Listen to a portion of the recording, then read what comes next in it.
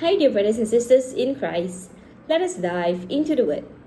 In today's Gospel, taken from John chapter 14, verse 27 to 31, Jesus says to his disciples, "Peace I live with you, my peace I give to you. Not as the world gives, do I give to you. Do not let your hearts be troubled, and do not be afraid." Dear friends, every Sunday at Mass, we say these words, "Peace be with you." It is more than a gesture, but it's a mission, as we are all called to be messengers of peace in this world. But the truth is, dear friends, we cannot give peace if we haven't first received it. And so, dear friends, Jesus gives us his peace, not as a reward, not as something that we need to earn, but as an inheritance. It is a gift from Jesus rooted in his presence. And in the Gospel today, Jesus is speaking to his disciples right before his passion. The disciples are slowly realizing that Jesus is going away, and naturally they start to feel worried and anxious. And Jesus gives them his peace as a reassurance. Imagine this, dear friends. In the past, I used to teach preschool children as well, and I'm reminded of their first day of school, a child's first day of school. We see how they cling on to their parents' hands, screaming, crying, afraid to let go and go into the classroom. And then there will be the teachers trying to persuade them and trying to pull them away from the parents, slowly assuring them and bringing them inside. And it is a really long process sometimes, because it takes a very long time for the child to be able to finally go into the classroom.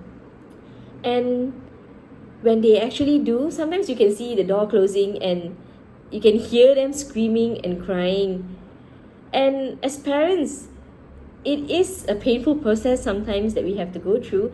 But as parents, they understand that this is part of growing. This is all for a good purpose, for the child's growth. But for the child, it is the end of the world. And although parents, they may have prepared the child in advance for this day, it is not something that they would have done overnight.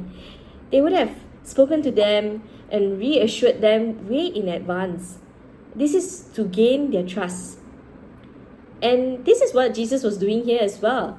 He tells the disciples what is coming, not to scare them, but to prepare their hearts. And he does this a few times, as we can see later in John chapter 16, verse 33. He says again, "I have told you these things so that in me you may have peace. In this world you may have trouble, but take heart, I have overcome the world." He does this to gain their trust, because peace is the fruit of trust.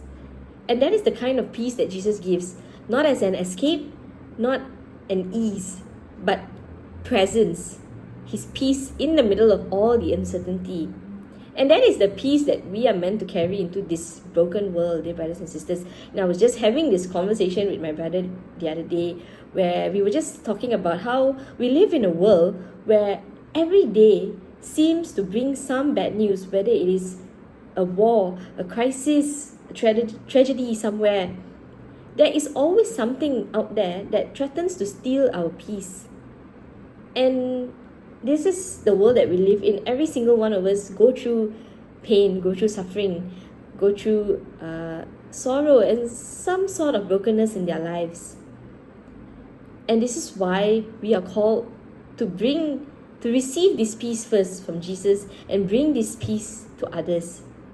So, dear friends, the next time you turn to someone at Mass and say, "Peace be with you," remember that we are not just offering a polite phrase. We are passing on something so holy and something that Jesus himself gave to us. So, dear friends, peace be with you, dear brothers and sisters. God bless.